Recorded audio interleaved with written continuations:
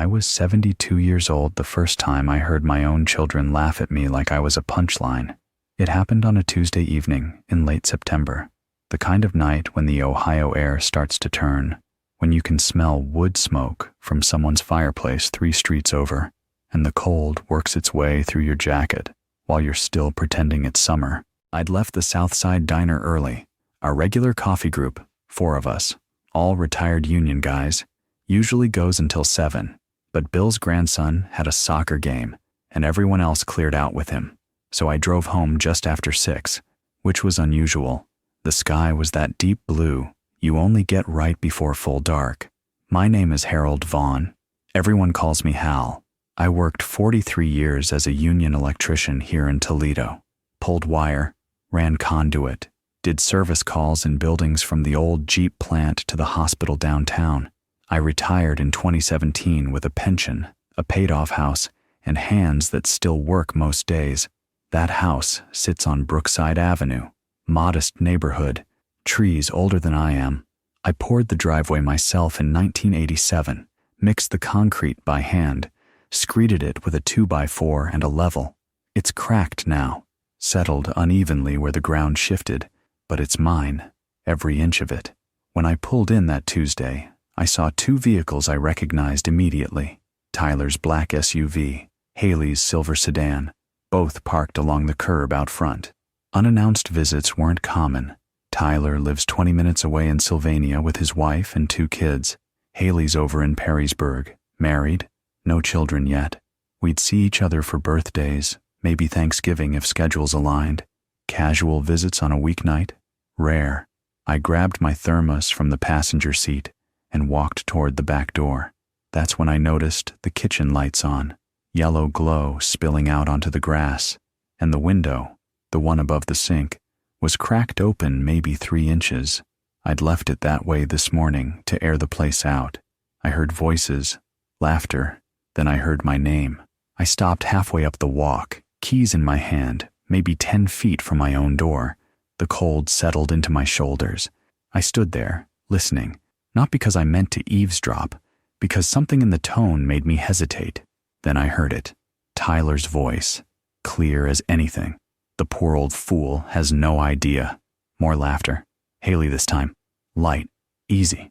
Like they were talking about a movie they'd just watched. I didn't move. Couldn't, maybe. My boots stayed planted on the cracked concrete path I'd laid 30 years ago. The thermos felt heavy. The air smelled like chimney smoke and wet leaves. I just stood there in the growing dark, listening to my children talk about me like I wasn't a person, like I was a problem they were managing. That's the moment everything changed. Not because I decided anything right then, not because I knew what I'd do next, but because I understood, for the first time, what I really was to them, and it had nothing to do with being their father. I stayed outside, didn't knock, didn't go in, just stood there in the September cold with my hand still gripping those keys, listening through that 3-inch gap in the window. Tyler was talking about my truck, the 2009 F-150 I've had since it rolled off the lot with 18 miles on it. He called it embarrassing, said his co-workers ask why his dad still drives something that old, like it's some kind of reflection on him. He could afford better, Tyler said. He just won't spend the money. It's embarrassing. Haley laughed. Not a nervous laugh, a genuine one. He's so cheap, she said. I swear he's still living like it's 1985. Have you seen his furniture? That couch has to be older than my marriage. They both laughed at that. I thought about the couch. I bought it in 1991, cash, from a furniture store that's been closed for 15 years. It's worn in spots, sure, but it's solid, comfortable, paid for. Tyler's voice again, louder now, more animated. Forget the couch. Think about this house. It's paid off, probably worth $240, maybe $250 in this market. And that's before you even start talking about what he's got in the bank. I felt my chest tighten. Haley's voice dropped a little, like she was leaning in. Conspiratorial. Plus whatever he's got stashed away in those accounts he never talks about. You know, Dad, he's got money. Probably way more than he lets on. He's just sitting on it. Exactly, Tyler said. Which is fine. I mean, it's his. But, he paused. I could hear ice shifting in a glass. Someone took a drink. We just have to wait for him out, a few more years, maybe less if his health goes. Then it all gets settled and we can actually do something with it. Haley giggled. Actually giggled. The poor old fool has no idea. That's when my hands went numb. Not from the cold, though it was cold. From something else. Something I didn't have a name for yet. I looked down at my boots. Steel-toed Red Wings I'd bought on sale 6 years ago. Resolved twice. Still good. I thought about Tyler's first car. A used Honda Civic he wanted when he turned 17. I'd covered the down payment because his summer job at the grocery store hadn't been enough. $2,200. He promised he'd pay me back. Never did. I never asked. I thought about Haley's college textbooks. How she'd call every semester, voice tight with stress, saying she was a little short. And could I help? I always did. Sometimes $200, sometimes $5. I kept no tally. She was my daughter. The gratitude always came. Warm, convincing. It just never lasted past the next request. I stood there for another minute, maybe 2, listening to them talk about property values and retirement accounts and timelines. Then I turned around, walked back to my truck, and drove away from my own house. I didn't go back inside that night, because I couldn't stand there and pretend I hadn't heard what I'd heard, and I wasn't ready to face them until I knew exactly what I was going to do. I didn't drive home. Couldn't. Not yet. Instead, I headed east toward Riverside Park, down by the Maumee River, 15-minute drive, and the park was nearly empty. Just one other car in the lot, headlights off, someone probably doing the same thing I was about to do. Sitting, thinking. I parked near the bench overlook and killed the engine. The river was dark, moving slowly under the last of the daylight. The sky had gone from blue to charcoal. A few geese were making their way along the far bank, honking at each other in that agitated way they do before settling in for the night. I sat on the bench, cold cut right through my jeans. It didn't matter. I replayed what I'd heard, word for word, tested it for misinterpretation, searched for another explanation, some context I'd missed. There wasn't any. Wait him out. Poor old fool. I thought about 50 years of work, overtime on Saturdays when I wanted to be home, Sundays I spent on job sites instead of at the lake, and the careful budgeting, the sacrifice, all of it so my kids wouldn't have to struggle the way I did, so they'd have options I never had. I remembered Tyler's wedding. I paid for the rehearsal dinner, $1,100 at a restaurant he picked. He thanked me, hugged me, told me he appreciated everything I'd done. I remembered helping Haley move into her first apartment, rented a U-Haul, loaded furniture in 90-degree heat, unloaded it up 3 flights of stairs. She made me lemonade, said I was the best dad in the world. I'd believed it. The geese settled. The river kept moving. The cold worked deeper into my legs. I didn't cry. That's not what I went there for. I went there to think clearly about what came next. Because one thing was certain. I wasn't going to pretend I hadn't heard what I heard, and I wasn't going to let them keep planning my death like it was a financial strategy. I sat there until the park lights came on, yellow sodium lamps buzzing overhead. Then I drove home, parked in the driveway, and walked into my house like nothing had happened. The kitchen was clean. No sign they'd been there except a single glass in the sink. I washed it, dried it, put it back in the cabinet. Then I went to bed. The next morning, Wednesday, I woke up at 5:30 like I always do, made coffee, read the newspaper at the kitchen table. Everything is normal. Everything is calm. But I wasn't the same man I'd been 2 days ago. At 8 o'clock, I picked up my phone and scrolled to a name I'd saved for 12 years. Marcus Reed, financial advisor, office on Summit Street, above the old hardware store. I'd worked with Marcus since 2012. Right around the time I started thinking seriously about retirement. He was young then, maybe 35, sharp, honest, never tried to sell me anything I didn't need. I called him. He answered on the second ring. "Marcus," I said, "it's Hal Vaughn. I need to see you today." That same Wednesday evening, my phone rang. Tyler's name lit up the screen. I was sitting in my recliner, the news on low volume, a cup of black coffee going cold on the side table. I looked at his name, let it ring, 4 times. 5, it went to voicemail. 30 seconds later, the notification chimed. I listened. Hey Dad, it's Tyler. We stopped by last night but you weren't home. I just wanted to check in. Call me back when you get a chance. No apology. No real concern. Just expectation. The same tone he'd use if he were calling about borrowing a ladder. I deleted it. Thursday morning, a text from Haley came through while I was eating toast at the kitchen table. You okay? You've been weird lately. I read it twice. Set the phone down. Took another bite of toast. I didn't respond. Weird lately. As if I owed her an explanation for existing in a way that didn't suit her expectations. As if my mood or availability were hers to monitor and manage. I went about my day. Coffee, newspaper, a walk around the neighborhood, down Brookside, left on Elm, loop back through the park. Same route I'd been walking for years. My knees ached a little more than they used to, but the rhythm helped me think. I thought about what silence could do that words couldn't. If I confronted them, they'd deny it. Or worse, they'd apologize, cry, swear they didn't mean it. They'd perform remorse until I forgave them, and then nothing would actually change. The waiting would just get quieter, be more careful. I wasn't interested in an argument I couldn't win. I was interested in removing myself from their plans entirely. Friday came. I drove to Marcus Reed's office just after lunch. It's a small place. 2nd floor, narrow staircase, wood floors that creak no matter how carefully you step. His desk sits near the window overlooking Summit Street. You can see the old marquee from the shuttered movie theater across the road.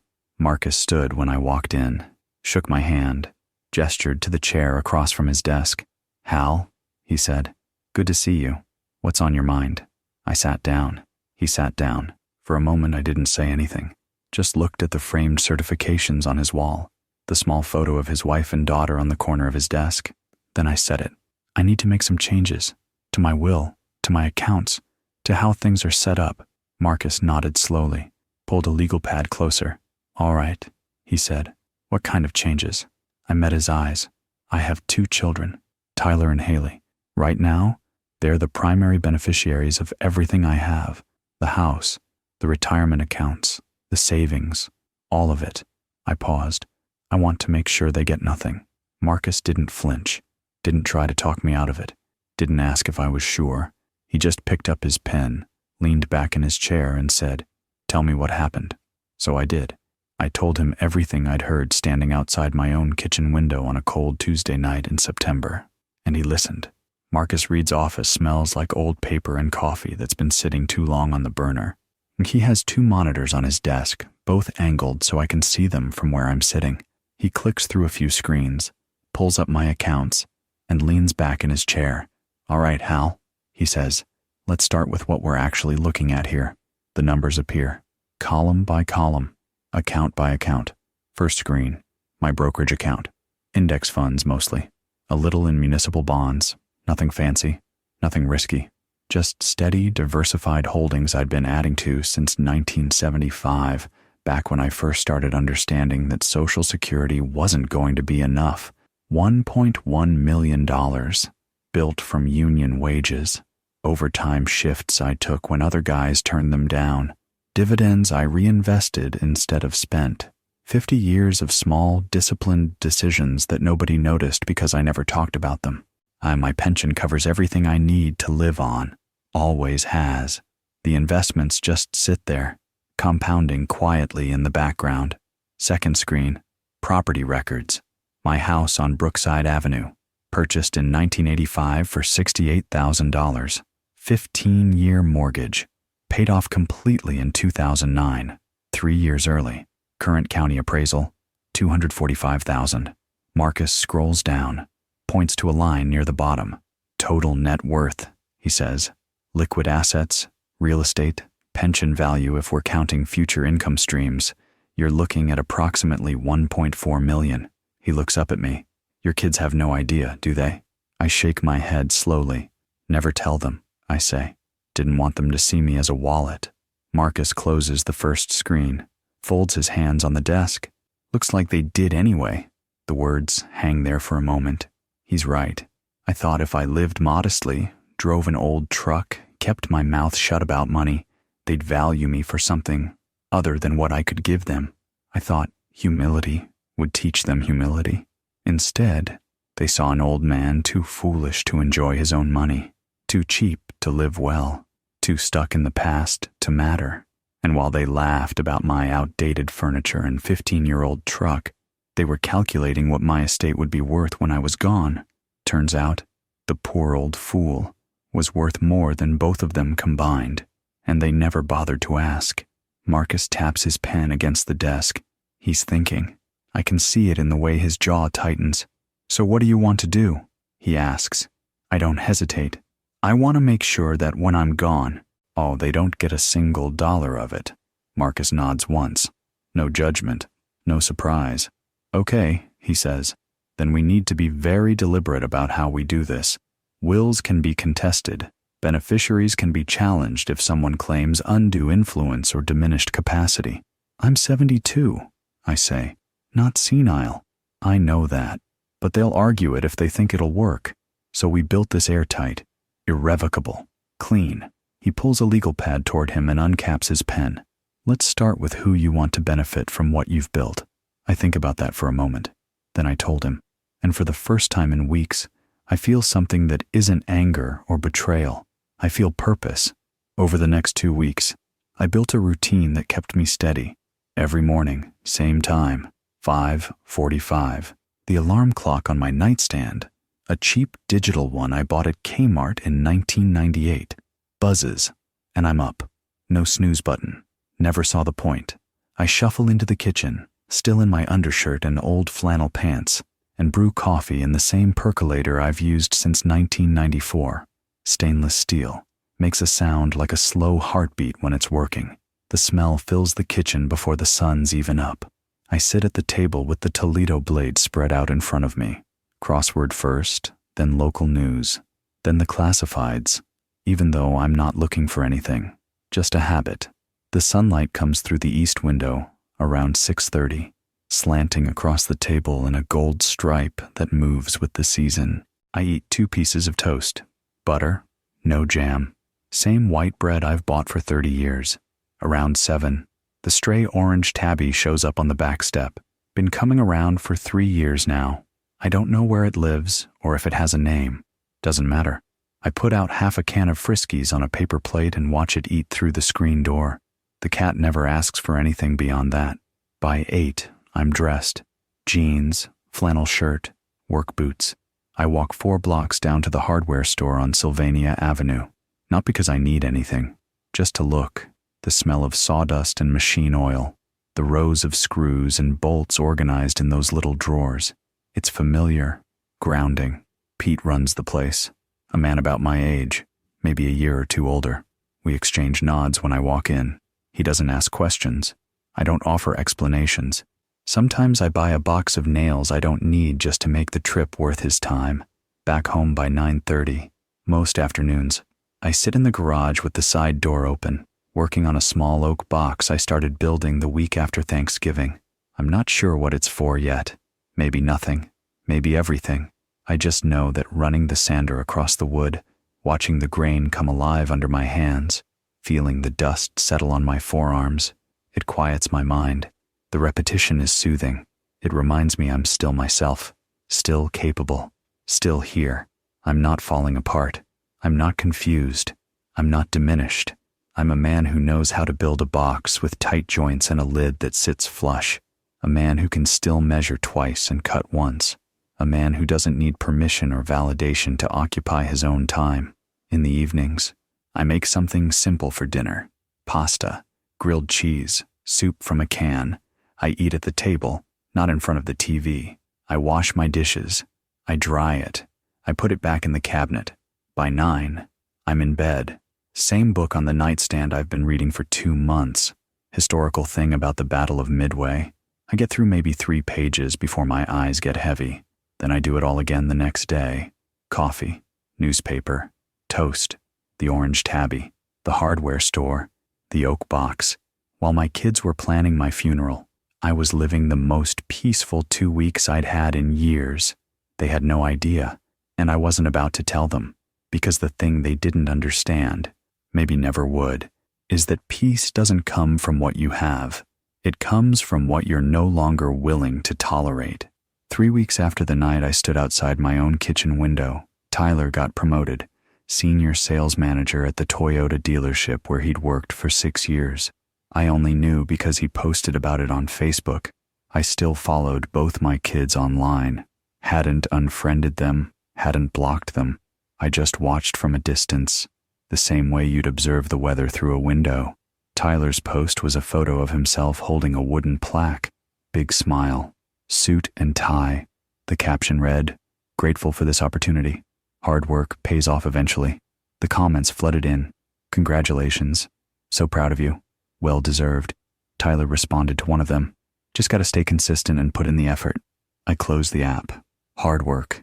The kid who showed up late to every job I ever got him as a teenager, who quit the landscaping gig after 2 weeks because it was too hot, who borrowed money for his first car and never mentioned paying it back. Hard work. I wondered if he'd ever done a full day's manual labor in his life. Real labor. The kind that leaves your shoulders aching and your hands too stiff to open a beer when you get home. I doubted it.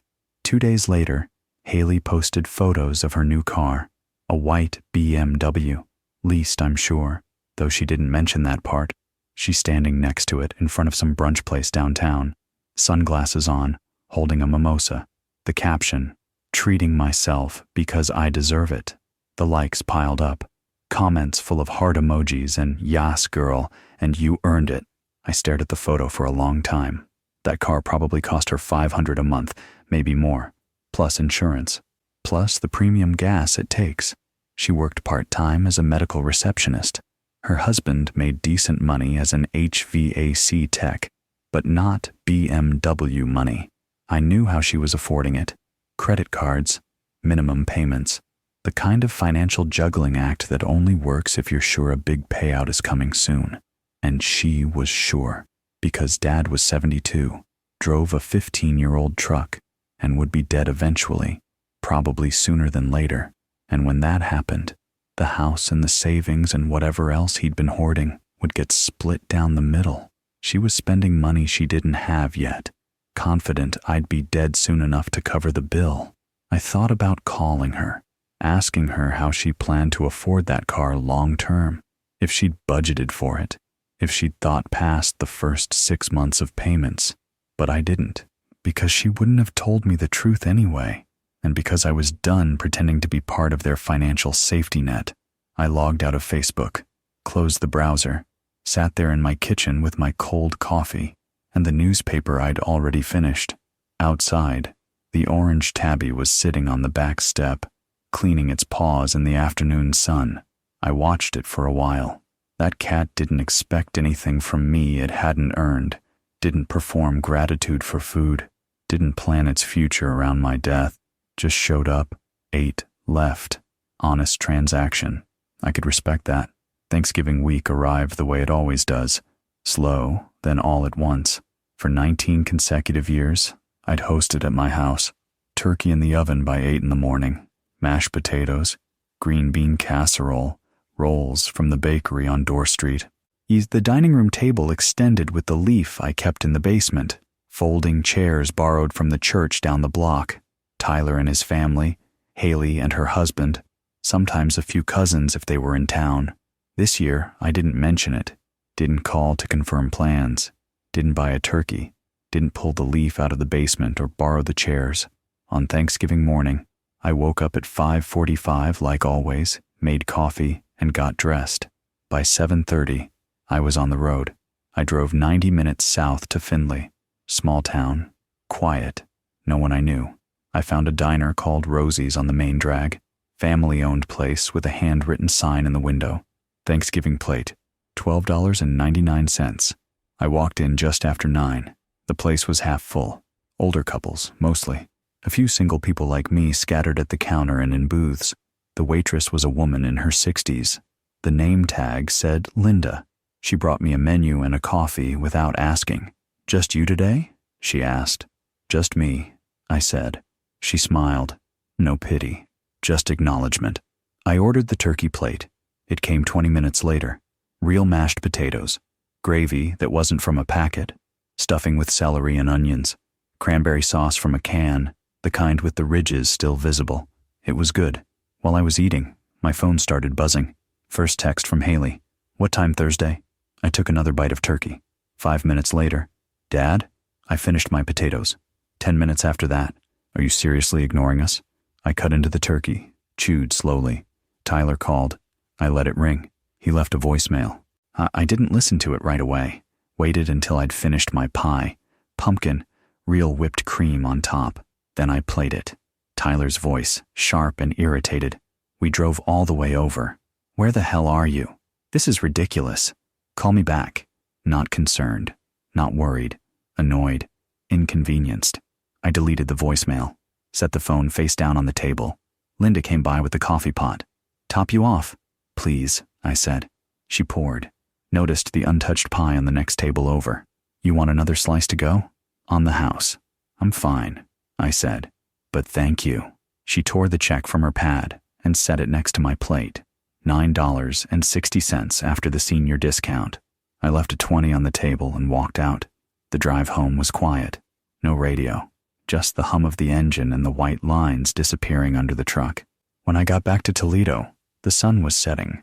I pulled into my driveway, walked inside, and made a fresh pot of coffee. For the first time in 2 decades, I'd spent Thanksgiving exactly how I wanted, and they had no idea what was coming. But they were starting to sense that something had changed. I could feel it. 2 days after Thanksgiving, Tyler showed up at my house. I saw the black SUV pull into the driveway from my living room window. Just after noon on Saturday, I was in my recliner, reading the paper, mug of coffee on the side table. I considered not answering the door, but that would have been avoided, and I wasn't avoiding anything anymore. I walked to the front door and opened it. Didn't unlock the screen door. Didn't step aside. Just stood there on the threshold. Tyler was on the porch, hands in his jacket pockets. His face was tight, irritated. What's going on with you? He said. No hello. No. How are you? Straight into it. I'm fine, I said. You ignored us on Thanksgiving. You've been acting weird for weeks. What's the deal? I looked at him, really looked at him. Saw the same expression he used to have as a teenager when I wouldn't give him the car keys. Entitled frustration. I've made some changes, I said simply. You'll find out soon enough. His face hardened. What's that supposed to mean? I didn't answer. He shifted his weight, crossed his arms. Are you sick or something? There it was. Not. Are you okay? Not. Is something wrong? Are you sick? Because if I was sick, that changed the timeline. That moved up the date when the house and the accounts would transfer. That required immediate attention and strategy adjustments. I recognized the calculation behind the concern. I'm fine, I said again. Better than I've been in a long time, actually. He stared at me, trying to read something in my face that would explain what was happening. Look, he said, voice shifting slightly. If this is about money, I cut him off. It's not about money, Tyler. He waited. It's about respect. The words landed cleanly. No anger in my voice, no bitterness. Just fact. He blinked. What are you talking about? You'll figure it out, I said. Then I stepped back and closed the door. Not slammed, just closed. Firm. Final. I stood there on the other side listening. For a moment, nothing. And then footsteps on the porch. Heavy, uncertain. The SUV door opened, closed. The engine started. I walked back to my recliner and sat down. Picked up my coffee. It had gone lukewarm, but I drank it anyway.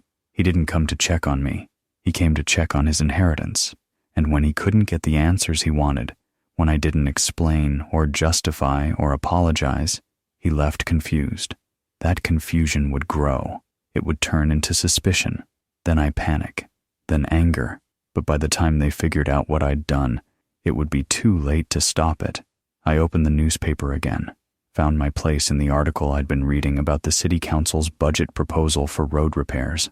Outside, the orange tabby walked across the driveway, paused to sniff at something near the front tire of my truck, then continued on its way. No demands. and no expectations, just moving through the world on its own terms. I respected that, and for the first time in a long time, I was starting to do the same. 1 week after Thanksgiving, I went back to Marcus Reed's office. The documents were ready. He had them laid out on his desk in 3 neat stacks, legal-sized paper, official seals, language I didn't fully understand but trusted him to explain. Marcus walked me through each one. First, an irrevocable charitable remainder trust. The house on Brookside Avenue, the one I bought in 1985, the one I poured the driveway for, the one I'd maintained and painted and roofed myself over 40 years, would transfer to Habitat for Humanity upon my death. The deed was already filed with the Lucas County Recorder's Office. Irreversible. Second, updated will and beneficiary designations.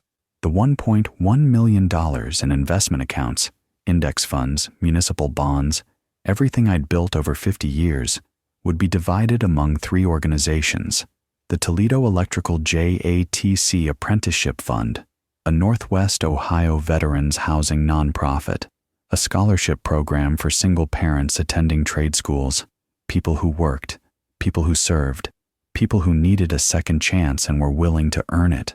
Not Tyler, not Haley. They were explicitly removed as beneficiaries, named in the document as excluded. No ambiguity. Marcus slid the last page across the desk. A notary sat in the corner, a woman named Beth who worked in the title office downstairs. She'd come up to witness the signatures. I read through the final summary. Marcus had highlighted the key sections in yellow.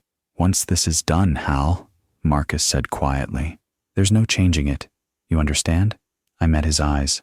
"I'm counting on that." He nodded once. "Then it's done." I signed each page where the little arrow stickers pointed. Blue ink. My full legal name, Harold James Vaughn. Beth notarized each signature, pressed her seal into the paper with a heavy metal stamp, signed her name beneath mine. Marcus collected the documents, tapped them into alignment, and slid them into a manila folder with my name on the tab. We stood, shook hands. "Thank you," I said. "You did the right thing," Marcus said. "For yourself." I walked out of that office feeling something I hadn't felt in months. Not anger, not sadness, freedom. When I signed that last page, I didn't feel loss. I felt free, free from expectation, from obligation to people who saw me as an obstacle, free to let my life's work mean something, and that was worth more than any inheritance. It was mid-January, nearly 4 months since I'd stood outside my kitchen window in the cold, listening to my children plan my death like it was a business transaction. 4 months of quiet mornings, coffee and newspapers, the orange tabby on the back step. The oak box in the garage is taking shape, joint by joint. I was at the hardware store when Marcus called. Tuesday afternoon, maybe 2 o'clock. I was looking at drill bits I didn't need when my phone buzzed in my jacket pocket. "Hal," Marcus said when I answered. His voice was calm, but there was something underneath it. "Tyler hired a lawyer." I stepped outside onto the sidewalk. Cold wind off the lake, my breath visible in the air. "When?" I asked. "They contacted my office this morning, pulled public records on your property first, then called asking about your estate plan." My stomach tightened. Not from fear, from anticipation. This was it. "What did you tell them?" "Exactly what's filed with the county," Marcus said. "The house at 1847 Brookside Avenue is deeded to Habitat for Humanity, Northwest Ohio, effective upon your death, recorded December 2nd with Lucas County. The trust is irrevocable and distributed to the named charitable beneficiaries. There are no other beneficiaries listed." I could picture Tyler's lawyer on the other end of that call, taking notes, realizing there was no loophole to exploit. "How'd they respond?" I asked. Marcus paused. There was silence for a good 10 seconds. Then the lawyer, his name's Gregory Hoffman, small firm on Monroe Street, asked if there was any way to reverse the arrangements. "And you said?" "No." That single word hung in the air between us. "Flatly, legally, finally," Marcus continued. "I told him the charitable remainder trust is irrevocable by design. The deed is recorded and binding. There's no mechanism for reversal. No clause for renegotiation. It's done. I leaned against the brick wall of the hardware store, felt the cold seep through my jacket. How'd he take that? Professionally. He thanked me for my time and ended the call. But Hal, he wouldn't be calling if Tyler wasn't panicking. I thought about that. Tyler, senior sales manager, hard worker, according to his Facebook post. A man who'd spent the last 4 months assuming his inheritance was secure, finding out it didn't exist anymore. They're going to come at you, Marcus said quietly. You know that? I know. They'll try to argue diminished capacity, undue influence. They'll say you weren't in your right mind when you signed those documents. Let them try, I said. I passed your cognitive screening. The notary witnessed everything. We documented it properly. We did, Marcus agreed. But that doesn't mean they won't make noise. I watched a woman walk past with 2 small kids bundled in winter coats. They were laughing about something. She was smiling. Normal life, happening all around me. Let them make noise, I said. It won't change anything. No, Marcus said. It won't. We were quiet for a moment. You okay? He asked. I thought about that question. Was I okay? I'd just learned my son hired a lawyer to try to undo the legal protections I'd put in place, to try to reclaim money and property he'd never earned, money he'd been counting on since I was still alive and healthy. Yeah, I was okay. Better than I've been in months, I said, and I meant it. That evening, Marcus emailed me a PDF subject line, "Recorded deed for your records." I opened it on my desktop computer. The old Dell I bought was refurbished in 2011. Slow, but it worked. The document loaded page by page. Official county letterhead, Lucas County Recorder's Office, seal in the upper right corner. The header read, "Warranty deed with reserved life estate. Charitable remainder." I scrolled down. It was my property. Legal description in that dense, technical language deeds always use. On lot number, subdivision plat, but also the address I recognized. 1847 Brookside Avenue, Toledo, Ohio, 43607. The grantor, that was me, Harold James Vaughn. The grantee, Habitat for Humanity of Northwest Ohio, a registered 501c3 nonprofit organization. Effective date of transfer, upon death of grantor. Recorded date, December 2nd, 2025. I read through the clauses slowly. The language was clear, irreversible, legally binding. I retained the right to live in the house until I died, to maintain it, to occupy it as my primary residence. But upon my death, ownership transferred immediately and automatically to Habitat for Humanity. No probate, no contest period, no room for argument. There was my signature at the bottom of page 2. Blue ink, same pen I'd used in Marcus's office. My full legal name in the shaky handwriting that comes with 72 years of gripping tools and wire. Next to it, the notary seal, embossed into the paper so you could feel the raised impression even through the screen, like the document itself had weight. Beth's signature, her commission number, the date, 2 witnesses. Marcus was one. His paralegal, a woman named Denise, was the other. All official, all recorded, all permanent. I leaned back in my chair. This wasn't a conversation. It wasn't a threat, or a bluff, or a temporary anger. It was done. The house I'd bought in 1985 for $68,000. The driveway I'd poured myself. The roof I'd replaced in 2003. The kitchen I'd remodeled with my own hands over 3 weekends in 1997. It would go to people who needed it. People who would sweat and work and build it into something for a family that deserved a chance. Not to Tyler and Haley, who'd stood in that same kitchen and called me a fool.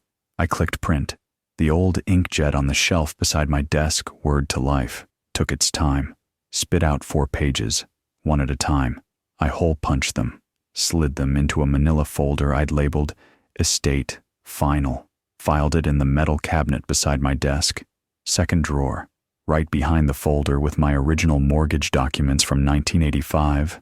I sat there for a minute in the quiet. The house creaked the way old houses do, furnace kicking on in the basement, wind pressing against the windows. That document didn't just protect my house. It protected my dignity from people who never valued it. And now, No matter what Tyler and Haley said or did or threatened or cried about, they couldn't touch it. The lawyer had asked Marcus if there was any way to undo it. Marcus said the only word that mattered: no. I closed the laptop, felt a strange calm wash over me. Not relief, not quite, just peace. 2 hours later, my phone rang. I was in the garage, sanding the oak box, the final pass with 220 grit paper, smoothing out the corners where the joints met. Dust settling on my forearms, radio playing low in the background, AM talk station I barely listened to. Haley's name appeared on the screen. I almost didn't answer, but I wanted to hear it. I wanted to know what it sounded like when the plan fell apart. I set down the sandpaper and picked up the phone. Hello? Dad? What did you do? Her voice was high, strained, crying maybe, or performing crying. I couldn't tell anymore. I didn't answer. Tyler's lawyer called him. He said you gave away the house and all your money to charities, to strangers. How could you do this to us? I stayed silent. Let her talk. We're your children. Don't you care about your grandchildren? Don't you want to leave a legacy for them? That stopped me cold. Grandchildren. Haley didn't have children. Never had. She'd told me 2 years ago she and her husband weren't planning on it. She was inventing grandchildren to manipulate me, though I was too old, too senile, too stupid to remember. I spoke quietly, calmly. I am leaving a legacy, Haley, just not to you. Silence on the other end. Then she screamed. Actually, I screamed, wordless, furious, the sound of someone who just realized they lost something they'd been counting on. I hung up, set the phone on the workbench, picked up the sandpaper, kept working. 10 minutes later, it rang again. Tyler. I let it go to voicemail, finished the corner I was working on, blew the dust off, ran my hand across the surface. Smooth, clean. Then I picked up the phone and played the message. Tyler's voice. No crying, no emotion at all. Cold, legalistic. We're going to fight this. You can't just give away everything we've been. I deleted it, mid-sentence. Didn't need to hear the rest. I knew what he was going to say, that they'd been counting on it, that it was supposed to be theirs, that I had some kind of obligation to fund their futures because I was their father. None of it mattered. The documents were signed. The deed was recorded. Marcus had confirmed it was ironclad. They could fight all they wanted. The answer would still be no. I opened my phone settings, found Tyler's contact, blocked, found Haley's, blocked.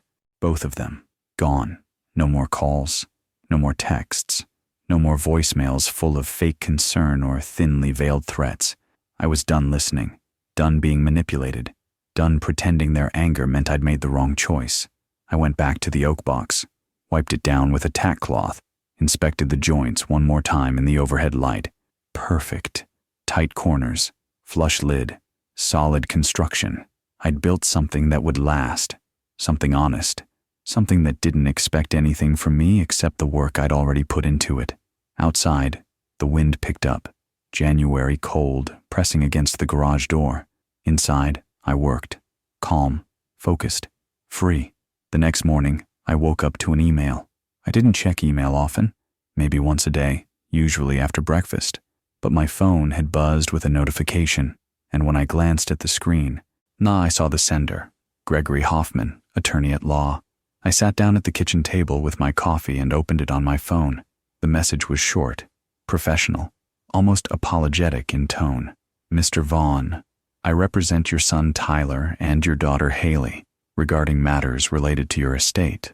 My clients are understandably distressed by recent developments and would very much appreciate the opportunity to speak with you in person. Would you be willing to meet to discuss the estate arrangements? I believe a conversation might help provide clarity for all parties involved. Please let me know your availability. Respectfully, Gregory Hoffman, Esquire. Understandably distressed. I read that phrase 3 times. They weren't distressed that they'd hurt me, weren't distressed that I'd overheard them calling me a fool, and they were distressed that the money was gone. I forwarded the email to Marcus without comment. He called me within the hour. You don't have to do this, Marcus said immediately. Legally, you owe them nothing. Not a conversation, not an explanation, nothing. I took a sip of coffee. It had gone lukewarm. I know, I said. Then why consider it? I thought about that. Why did I want to meet with them? Not to apologize, not to reconsider, not because I owed them anything, but because I wanted them to hear it one last time, face to face, in a room where they couldn't hang up or walk away or pretend they didn't understand.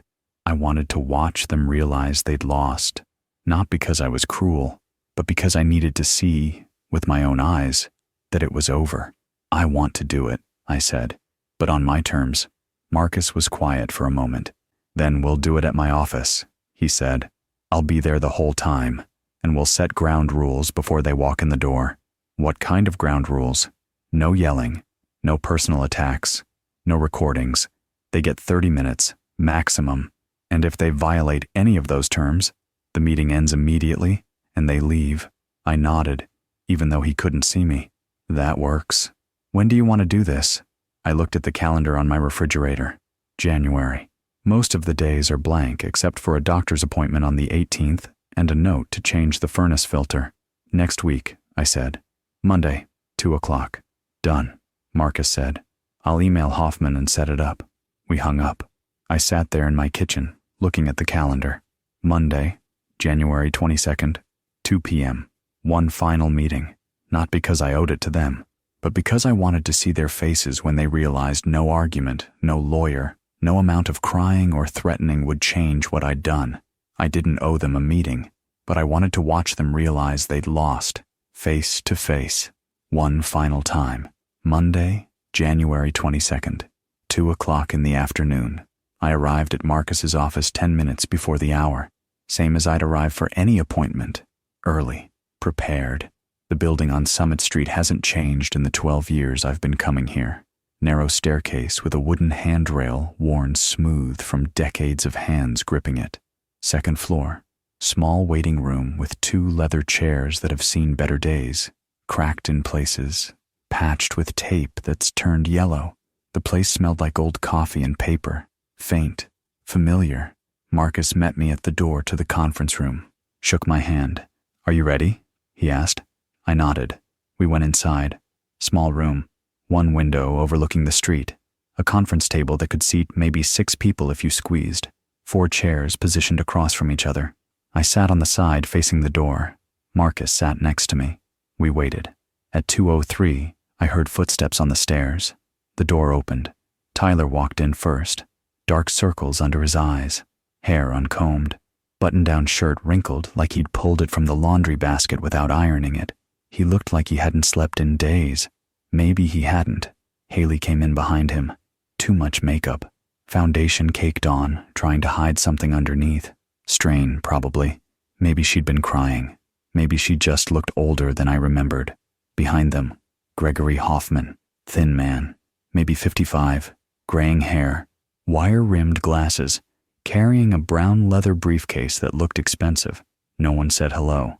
No one offered coffee. They sat down across from us. Tyler directly across from me, Haley next to him, Hoffman at the end. Marcus spoke first. Let's be clear about why we're here, he said. His voice was calm, professional. This meeting is a courtesy. My client has no legal obligation to explain or justify his estate decisions to anyone, but he's agreed to this conversation because you requested it. Hoffman nodded slowly, opened his briefcase. Tyler stared at me. I met his eyes. He was searching for something. I could see it. Remorse, maybe. Doubt. Some sign that I was uncertain, that I could be persuaded, that the right words or the right emotion could change what I'd done. He found none of it, because there was none to find. I'd made my decision 4 months ago, standing outside my own kitchen in the cold. Every day since then had only confirmed I was right. Haley looked down at her hands, twisted a ring on her finger, nervous energy she couldn't control. The room was quiet, except for the sound of Hoffman pulling papers from his briefcase, the rustle of documents, the click of his pen. Marcus slid a manila folder across the table. Here's what your clients need to understand, he said. And just like that, it began. The final conversation. The last time I would sit in a room with my children and explain anything. They walked into that room thinking they could change my mind. They'd walk out knowing they never mattered enough to try. Marcus opened the folder, pulled out the first document, slid it toward Hoffman. Irrevocable Charitable Remainder Trust, Marcus said. Signed, notarized, and filed. Let me walk you through what this means. Hoffman picked it up. I started reading. His face stayed neutral, but I saw his eyes moving faster as he got deeper into the language. Marcus continued, his voice methodical, patient, like a teacher explaining something to students who weren't going to like the lesson. Mr. Vaughn's investment portfolio, valued at approximately $1.1 million, is now held in this trust. Upon his death, all assets will be distributed to 3 charitable organizations specified in the trust document. He pointed to a section on page 2, the Toledo Electrical JATC Apprenticeship Fund, a Northwest Ohio veterans housing nonprofit, and a scholarship program for single parents attending trade schools. Tyler shifted in his chair. I could feel his eyes on me, but I didn't look at him, kept my gaze on Marcus. The trust is irrevocable, Marcus said. That's not just a formality. It means it cannot be dissolved, amended, or challenged, except under extremely narrow legal grounds: incapacity at the time of signing, fraud, or undue influence, none of which apply here. Hoffman set the document down, picked up the next one. And the property? He asked quietly. Marcus slid another paper across the table. The property at 1847 Brookside Avenue has been transferred via warranty deed with reserved life estate to Habitat for Humanity of Northwest Ohio. The deed was recorded with Lucas County on December 2nd, 2025. Tyler's voice cut in, sharp, desperate. He wasn't in his right mind when he did this. Marcus didn't let him finish. Mr. Vaughn was evaluated by his primary care physician on November 18th and deemed fully competent. There's a signed letter from Dr. Raymond Kowalski confirming cognitive function, decision-making capacity, and absence of any dementia or impairment. It's in the file. He tapped the folder. I can provide you with a copy if you'd like. Haley's voice cracked when she spoke. This is insane. You can't just give away everything. She looked at me, eyes wet, pleading. I looked back, said nothing. Marcus looked at her directly. He can, Marcus said. He did. The room went quiet. Hoffman closed the folder, set his pen down, folded his hands on the table. My clients were hoping, he said carefully, for some possibility of reconsideration. Marcus leaned back in his chair. There's nothing to reconsider, he said. The documents are legal, binding, and recorded with the appropriate county offices. The trust is structured to prevent exactly what your clients are asking for. There is no legal avenue to reverse these decisions. Hoffman nodded. He'd known this before he walked in the room, I think. He was just doing his job, representing clients who'd hired him to find a way out of something that had no exit. And if we contest it in probate court? Hoffman asked. You'll lose, Marcus said flatly. And you'll spend tens of thousands of dollars in legal fees doing it. The trust language is airtight. The deed is recorded and irreversible. Mr. Vaughn was of sound mind, acted with full legal counsel, and followed all proper procedures. Tyler slammed his hand on the table. Not hard, just enough to make a sound. This is bullshit, he said. Marcus didn't flinch. That may be how you feel, he said, but it's also final. Hoffman looked at Tyler, then at Haley, then back at Marcus. He understood. The lawyer kept looking for a loophole. Marcus kept showing him there wasn't one. And in that moment, I saw it happen. I saw them realize they'd lost. I spoke for the first time since sitting down. You have 2 choices. My voice was quiet, steady, not angry, just clear. Tyler and Haley looked at me, really looked at me, maybe the first time in years. You can accept this, I said. Walk away, live your lives, move on. I paused. Or you can fight it in court, hire lawyers, spend tens of thousands of dollars trying to challenge an estate plan that was built specifically to be unchallengeable. You'll lose. The trust will stand. The deed will stand. And when it's over, you'll have nothing except legal bills and the certainty that I knew exactly what you thought of me. Silence. Haley's hands were shaking. She pressed them flat against the table, trying to stop the tremor. Tyler's jaw was clenched so tight I could see the muscles working in his cheek. I kept going. I'm giving you one thing today. Clarity. I looked at Tyler, then at Haley. I heard what you said about me, that Tuesday night in September when you came to my house and I wasn't home yet. I was outside. The kitchen window was open. I heard every word. Haley's face went white. Tyler's eyes widened. Just slightly. Just enough. I heard you call me a poor old fool, I said. I heard you talk about waiting for me out, about how many years it might take, about the house and the money and what you'd do with it when I was gone. My voice didn't rise, didn't shake, and I decided you were right. I was a fool for thinking you'd ever see me as anything more than a paycheck, a fool for believing that 50 years of work and sacrifice meant something to you beyond what you'd inherit. Haley opened her mouth. Nothing came out. So I fixed it, I said. I made sure that when I'm gone, my life's work goes to people who'll actually value it, who'll use it to build something instead of just spending it. I stood up. This meeting is over. Marcus stood with me. Tyler stayed seated, staring, like he couldn't process what he was hearing. Haley put her face in her hands. Hoffman gathered his papers quietly, professionally. I gave them 2 choices: accept the truth or waste money fighting it. Either way, they'd already lost. And standing there in that small conference room, watching them realize it, I felt something I hadn't expected. Not satisfied, not vindication, just peace. Before they could leave, Hoffman cleared his throat. There's one more formality, he said quietly.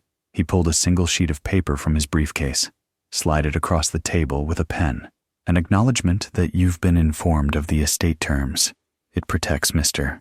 Vaughn from any future claims that you weren't notified or given the opportunity to understand the arrangements. Tyler stared at the paper. His hand shook when he picked up the pen. Not from anger, from something else. The realization, maybe, that it was really over. He signed quickly, sloppily. His signature is barely recognizable. Dropped the pen on the table, like it had burned him. Haley signed next. Her hand trembled so badly the signature came out crooked. I saw a tear fall onto the paper. The ink smudged slightly where it landed. Hoffman collected the document. I folded it, put it back in his briefcase. Thank you for your time, he said to Marcus. Not to me. He led Tyler and Haley toward the door. I watched them walk out. Tyler's shoulders slumped. Haley kept her head down. Neither of them said goodbye. Neither did I. The door closed behind them. Marcus exhaled, long and slow. You okay? He asked. I looked at the empty chairs across the table, the pen Tyler had dropped, the faint wet spot on the document where Haley's tear had fallen. Yeah, I said, and I meant it. I really am. I didn't hear from Tyler or Haley after that meeting in Marcus's office. Not a call, not a text, not even an angry voicemail. Just silence. For a while, I wondered what happened to them. Not obsessively, just the way you might wonder about a storm after it's passed, where it went, what damage it left behind. I got my answer 3 months later at the hardware store. Pete was restocking socket sets when I walked in. He looked up, nodded, then said casually, "Heard your boy Tyler move." I stopped. "Where'd you hear that?" "My nephew works at the apartment complex in Glendale. He said Tyler rented a 1-bedroom there last week. Downsized from that house he was in. 1 bedroom. East side of town. The kind of place you move to when money gets tight." "Huh," I said. Pete went back to stacking sockets. Also heard the dealership let him go. Regional restructuring or something. Probably not related, but he shrugged. "Timing's a bitch sometimes." I nodded. Bought the box of nails I'd come for. Drove home. 2 weeks after that, I saw Haley's name in a legal notice in the Toledo Blade. Repossession listing. White BMW, leased under her name. April 12th. The car she'd posted on Facebook. The one she deserved. Gone. I heard later, through the same network of acquaintances and overheard conversations that small cities run on, that she'd moved in with her ex-boyfriend, some guy she'd dated before she got married. They were renting a duplex near the university. I don't know if Tyler and Haley talk to each other now. Don't know if they blame me, hate me, understand me. I don't ask. They made their choices. I made mine. The distance between us isn't just geographic anymore. It's measured in miles, yes, but also in silence, in the absence of phone calls that never come, in an inheritance that never was. They left that meeting with nothing but each other, and from what I hear, they barely have that. I don't celebrate their struggles. Don't take pleasure in hearing about the repossession or the layoff or the downgrade, but I don't regret my decision either, because their reduced circumstances aren't my doing. They're the natural result of living beyond their means while waiting for someone else's death to balance the budget. I just stopped being that someone. 18 months after I signed the trust, I started getting letters. The first one came from the Toledo Electrical JATC, the apprenticeship program I'd gone through myself back in 1971. Inside was a photo. 6 apprentices, first-year class, 4 young men and 2 women, all of them standing in front of a workbench covered in tools and wire. They were wearing work boots and jeans and the kind of serious expressions people wear when they're learning something difficult and important. The letter explained that Hal Vaughn's contribution had funded their tuition and tool allowances for the full 4-year program. I stared at that photo for a long time. One of the young men looked about 19, same age I'd been when I started. Same nervous energy you can see in someone's posture when they're not sure if they're good enough yet, but they're determined to find out. I taped the photo to the inside of my workshop cabinet. 2 months later, the Veterans Housing Nonprofit sent a letter with architectural renderings attached. They were breaking ground on an 8-unit housing complex on Dorr Street, transitional housing for homeless veterans trying to get back on their feet. They'd named it Vaughn House. I didn't ask for that. I didn't expect it, but I didn't object either. The third letter came from the Trade School Scholarship Fund. 15 people, single parents, ex-offenders, immigrants, all of them enrolled in programs, HVAC, welding, nursing assistants, automotive repair. The letter included brief stories. A woman who'd left an abusive marriage and was learning medical billing. A man who'd done 8 years for a felony and was training to be a machinist. A kid from Guatemala learning carpentry. People rebuilding their lives. People who needed a second chance and were willing to work for it. I taped all 3 letters inside the cabinet, next to the photo of the apprentices. I don't show them to anyone, but sometimes, late at night when I'm out in the garage working on a project, I open the cabinet door and just look at the faces, the buildings, the futures being built with money I spent 50 years earning. It feels right. My money didn't make my kids better people, but it helped strangers build better futures. And that's a legacy I can live with. I still live in Toledo. Same house on Brookside Avenue. Same cracked driveway. Same kitchen table where I read the paper every morning. But something's lighter now. I volunteer at Habitat Builds twice a week, Tuesday and Thursday mornings. I teach the younger guys how to wire outlets, frame walls, and read a level. They listen, ask questions, call me Hal or sometimes Mr. Vaughn if they're being formal. No one there knows about Tyler or Haley. No one asks. I joined a woodworking group at the senior center. 8 of us, every Wednesday afternoon. We've got a shared workshop with decent tools and nobody trying to sell you anything. I've made 3 small bookcases so far, donated them to the public library downtown. They put little brass plates on them, made by Harold Vaughn. I didn't ask for that either, but it's nice to see something you built with your hands being used by people who appreciate it. Once a month, I play poker with 4 other retired tradesmen, Dave, Ron, Bill, and Jerry. We rotate houses, dealer's choice, quarter ante, dollar max bet. Nobody's getting rich. We complain about the mud hens, argue about the best brand of cordless drill, eat chips, drink beer. They never ask about my family. That's the kind of respect I appreciate. I walk 4 miles every morning, same route, down Brookside left on Elm, loop through the park, back home. Takes about an hour depending on how much my knees are cooperating. I read westerns mostly, some biographies, books from the library I check out and return on time.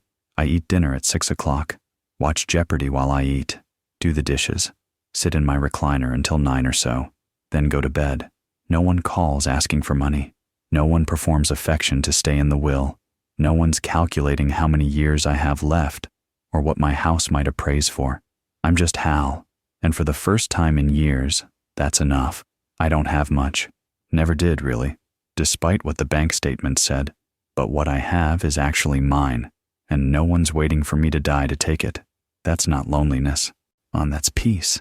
I'm sitting in my garage on a Sunday afternoon, sanding a small picture frame I'm making. It's for a photo of the orange tabby.